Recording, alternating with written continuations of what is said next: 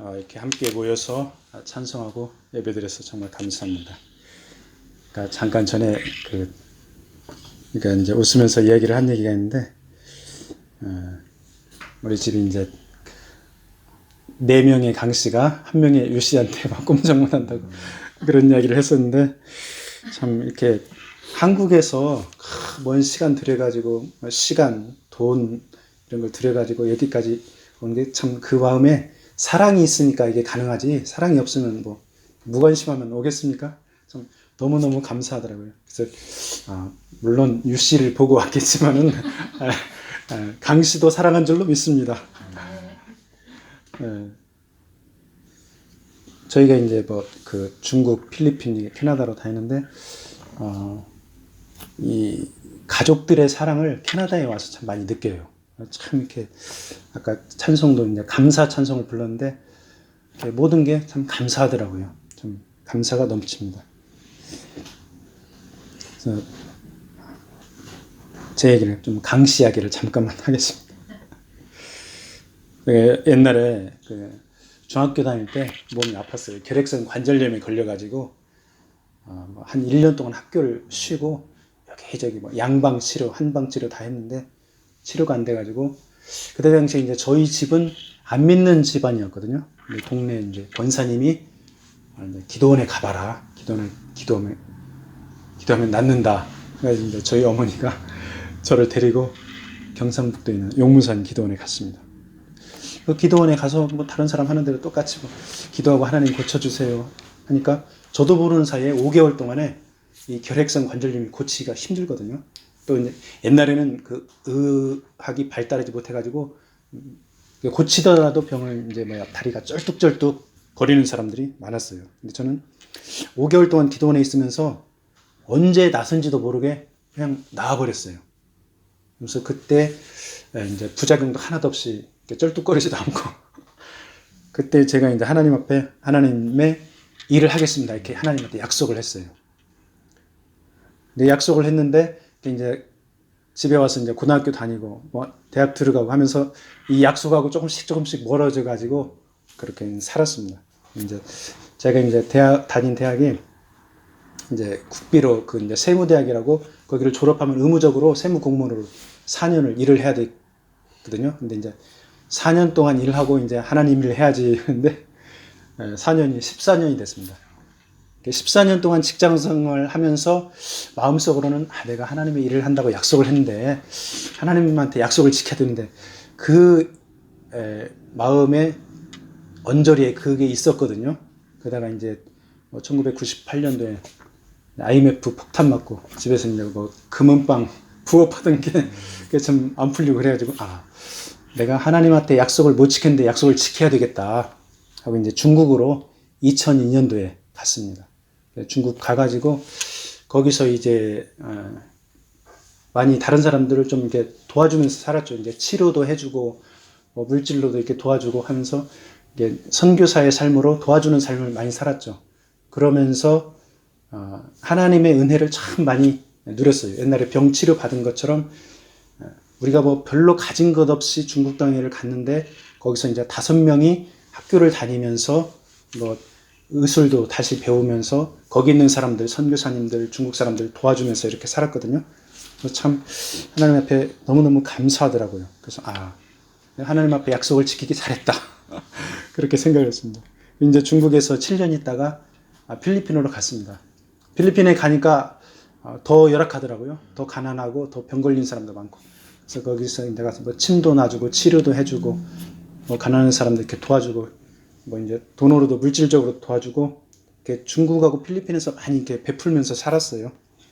베풀면서 살았는데 이 캐나다를 와 보니까 물론 우리가 이제 베푸는 것도 있지만은 캐나다에 오니까 가족들이 왜 이렇게 사랑을 많이 베풀어 주는지 놀랐습니다. 이제 우리 이제 저 형님과 이렇게 형님도 그렇고 그다음에 이제 저희 본가 쪽도 그렇고 형제 자매들이 사랑을 얼마나 막 이렇게 쏟아 부어주는지 참 그 부분들이 너무너무 감사하더라고요.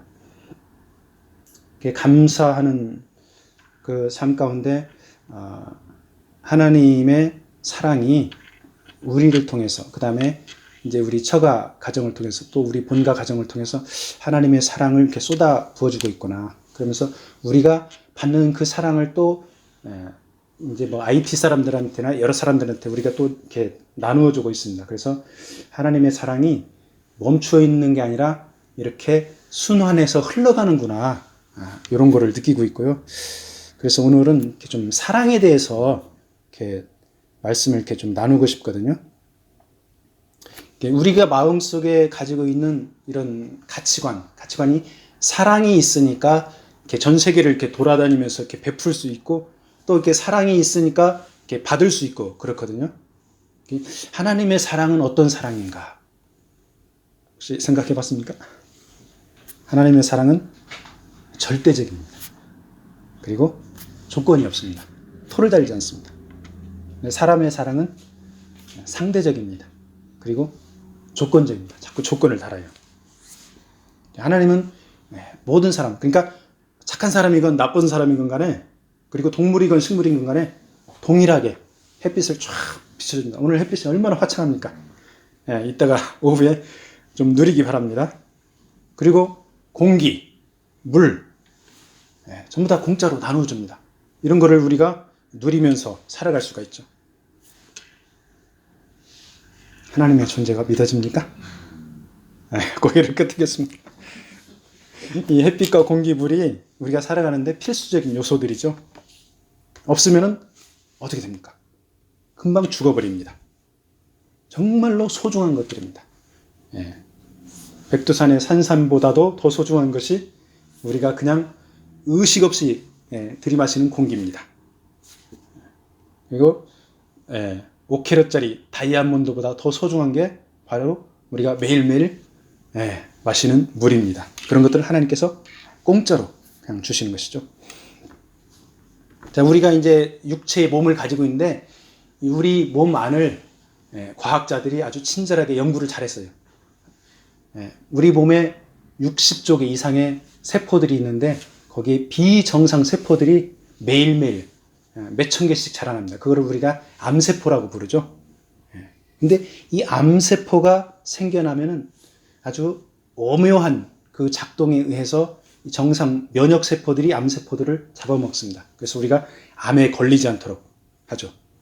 그래서 우리가 암세포 생겨났네? 너 면역세포 가서 암세포 잡아먹어. 이렇게 명령을 합니까? 아니죠. 자연스럽게 이루어집니다. 자연스럽게 면역세포가 암세포를 죽이고 잡아먹죠. 그래서 우리 인체 안에 기가 막히게 유전자 스위치가 작동을 합니다. 이렇게 커졌다, 꺼졌다, 켜졌다 이렇게 작동을 합니다. 그러면서 우리가 인체를 유지를 하죠. 그러니까 하나님의 창조의 질서대로 우리가 즐겁게 웃으면서 이렇게 살면은 암에 걸릴 일이 없습니다. 그런데 생활 습관이 무너지고 창조의 질서에 어긋나게 살면은 암에 걸리죠. 불치병이 걸립니다. 최근에 이제 과학자들이 생명과학 연구 많이 발달했죠. 연구를 했습니다. 유전자를 깊이 연구하고 뭐 게놈 프로젝트 유전자 지도까지 다 나왔죠. 이런 것들을 연구하는데 너무너무 놀라운 것을 발견했어요. 바로 유전자 안에 고스트가 들어있다. 타임즈에 이렇게 발표를 했어요. 고스트가 유령, 신이라고도 합니다. 우리 몸 유전자 안에 신이 있어서 유전자를 기가 막히게 작동을 조절을 한다. 이게 2000년대 초반에 타임즈에 발표가 됐습니다. 이게 무슨 말이냐면 불치병에 걸린 사람도 하나님을 믿고 즐거운 마음으로 사랑을 베풀고 생활 습관을 조절하고 음식을 절제하면은 그 불치병을 치료할 수 있다. 그런 말씀입니다. 자, 이러한 내용은 즉 하나님이 생명체를 오묘하게 창조하고 그 창조물을 통치하는데 그 기본 원리가 바로 사랑이라는 것입니다. 사랑하기 때문에 오묘하게 유지를 하고 치유를 하고 생명을 탄생하게 하는 것이죠. 그래서 하나님의 사랑은 아무 조건 없이 절대적으로 인간들에게 그리고 자연계와 다른 사람들을 통해서 사랑을 베풀고 있는 것입니다. 하나님은 이렇게 조건 없이 절대적으로 사랑을 베풀어 주는데 우리 사람들은 어떻습니까? 계산기를 막 두들기죠. 이해 득실을 따집니다. 그래서 뭔가 이익 볼 대상들에게만 좀 이렇게 사랑을 베푸는 경향이 있죠. 내가 저 사람과 좀 가까워지면은 내가 손해 볼 것 같아. 저 사람 멀리 해야 되겠어. 내가 저 사람하고 가까이 하면은 나한테 좀 이득이 되겠지. 이 사람은 내가 좀 가까이 해야 돼. 이렇게 계산적인 사랑을 하고 있습니다. 다 그런 건 아니지만은 대부분이 그렇죠. 그래서 인간은 불완전하고 연약하고 죄를 지을 수밖에 없는 부족한 존재들이 바로 인간입니다. 오늘 우리가 이제 성경 말씀 고린도전서 13장 4절부터 7절까지 쭉 읽었죠. 이 말씀은 믿는 사람들에게 준 말씀입니다. 믿는 사람들에게 하나님의 사랑을 닮아가라고 사랑의 기준을 제시해 준 것입니다. 그 4절에 보면 보세요. 사랑은 오래 참는다고 그랬죠. 이 오래 참는다는 것이 그 뒤에 보면은 성내지 아니하는 거하고 밀접한 관련이 있습니다. 특별히 이제 친한 사람들, 가족들한테 하기가 어려운 게 바로 오래 참고 성내지 아니하는 것이죠. 저도 이제 아이들 키우면서 화도 내기도 하고 때리기도 하고 그랬는데 참 그 부작용이 후폭풍이 아주 만만치가 않더라고요. 그래서 이제는 오래 참자, 성내지 말자 이렇게 좀 노력을 하고 있습니다. 여러분은 어떻습니까? 그리고 이제 사랑은 온유하다고 나와있죠. 이 온유하다는 것은 강한 사람, 힘이 있는 사람이 할 수 있는 것입니다. 내가 엄청난 파워와 힘 그런 것들이 있지만은 내가 그런 거를 컨트롤을 하고 온유한 그런 표정을 하는 것이죠. 뭐 교만하지 않는 거, 그 다음에 자랑하지 않는 거 이런 것들은 참 기본적인 것들입니다. 기본적인 것이 겸손한 자세죠. 겸손한 자세를 하나님이 기뻐하십니다. 하나님은 겸손한 사람을 좋아하는데 사람은 어떻습니까? 상대방이 겸손하면은 보통 사람들의 심리가 올라타려고 그러죠. 좀 안타까운 그런 면들이 있습니다. 그래서 상대방이 겸손하면은 우리도 하나님을 본받아서 좀 우리도 좀 기뻐하고 그랬으면 좋겠습니다. 그리고 이제 사랑이 무례히 행하지 않는다 이런 말씀 나오는데 이 부분도 보니까 가족이나 친한 사람들에게 하기가 힘들어요. 뭐 가족이라고 이렇게 부담 없이 한다면서 이렇게 말 함부로 하고 이렇게 함부로 대하는 그런 경향, 또 친구들 간에 그런 경향들이 있더라고요. 그래서 이제 무례히 행하지 않는 거, 좀 이렇게 교양이 있다고 표현을 하죠. 교양을 좋아하는 사람이 여기에도 있습니다. 좀 사랑은 무례히 행하지 않는다 이 말씀이죠. 그리고 이제 자기의 유익을 구하지 아니한다 이렇게 했는데 자기의 유익을 구하지 않는 것은 남들한테 막 자꾸 퍼주는 거죠. 오늘 아침에도 그 김영배 집사님이 왔다 갔거든요. 그 집사님이 정육점에서 엄청나게 힘들게 일하고 있습니다. 뭐 허리가 아플 정도, 어깨가 아플 정도로 일하고 있는데 그러면서 아무 조건도 없이 이렇게 갖다가 고기를 나누어 줍니다.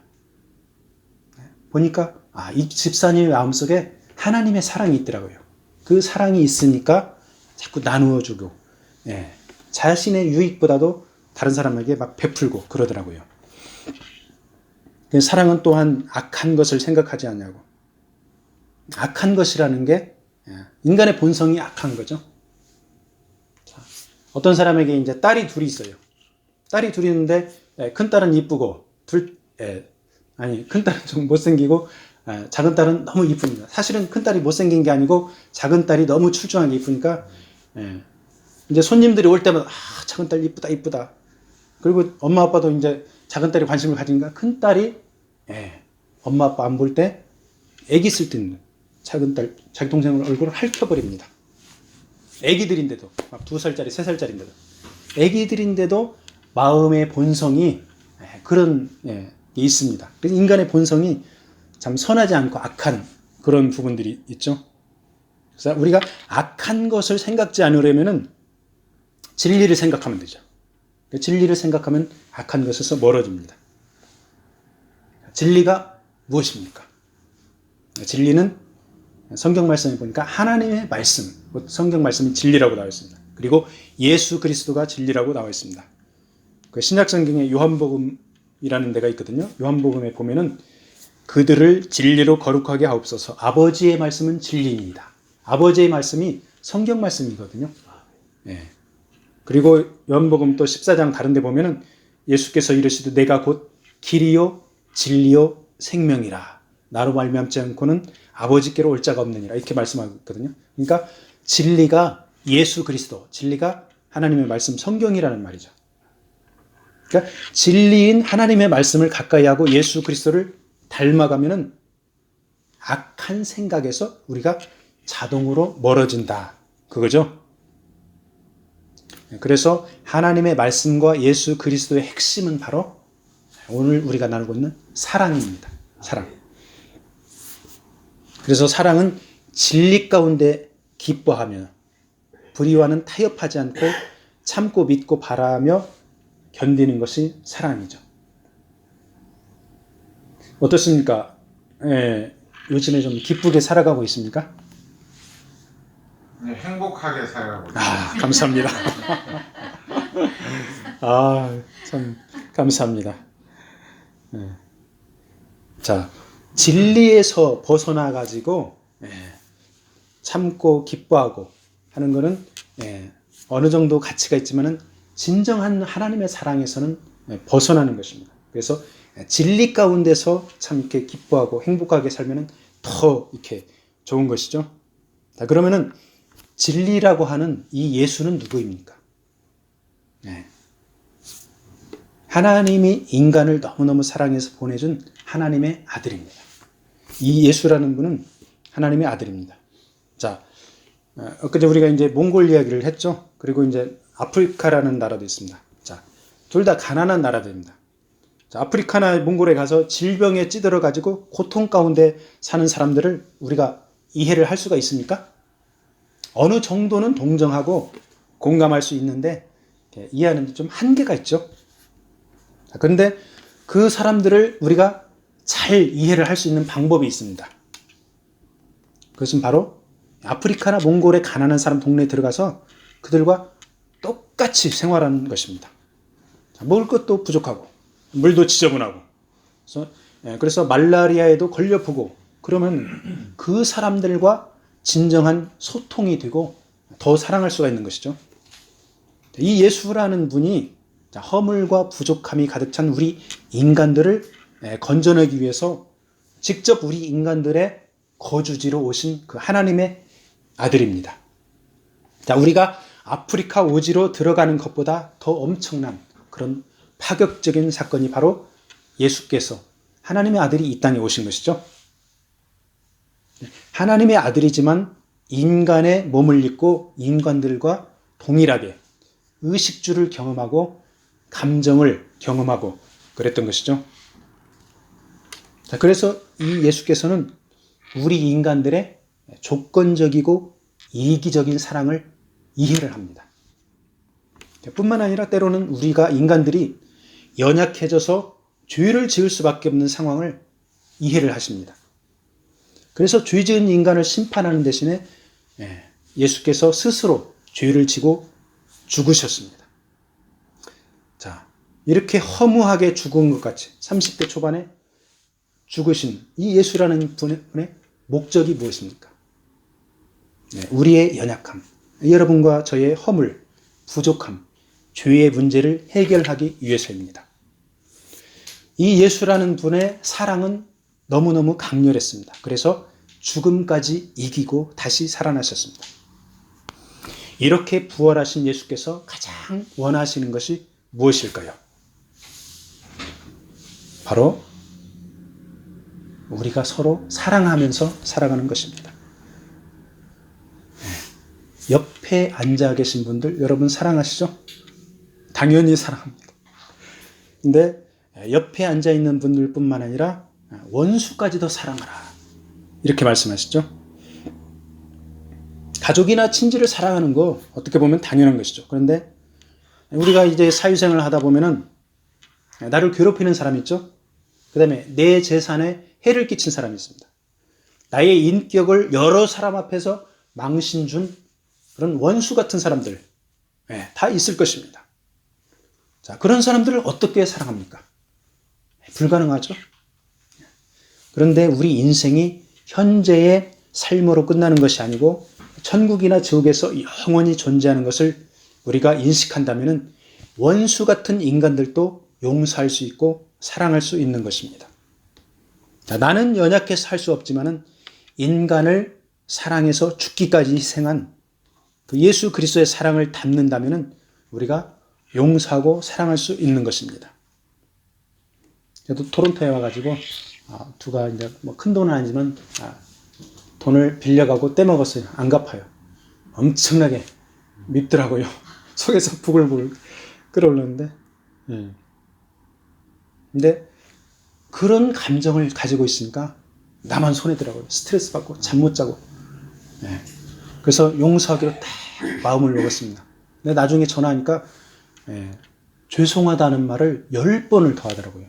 그러면서 막 엄청나게 빌어대는데 곰곰이 생각을 해보니까 내가 그 돈 때문에 스트레스 받고 고통하고 갈등하고 괴로워하는 것보다 용서를 하니까 마음이 다 그렇게 편해졌는데 그분 입장에서 보니까 그분은 같은 남자로서 다른 남자에게 죄송하다는 말을 10번이나 하고 그렇게 하는데 얼마나 불편할까 이러면서 용서를 하니까 참 마음이 편하더라고요.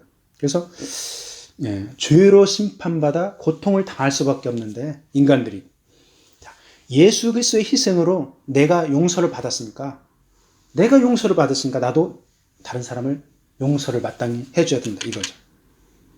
그러면 우리가 용서를 해주고 예수 그리스도를 믿으면 영원한 천국을 선물로 받습니다. 그래서 우리도 원수 같은 존재들을 이제 용서를 해주고 사랑하고 그렇게 살았으면 좋겠습니다. 그래서 어떻게 보면은 예수 믿는 사람들 바보들이죠. 돈 빌려주고 못 받고 얼마나 바보들입니까? 맨날 가난한 사람들에게 퍼주기만 하고 돈도 안 되는 가난한 나라 가서 고생만 실컷 하고 얼마나 바보같이 살아가고 있습니까?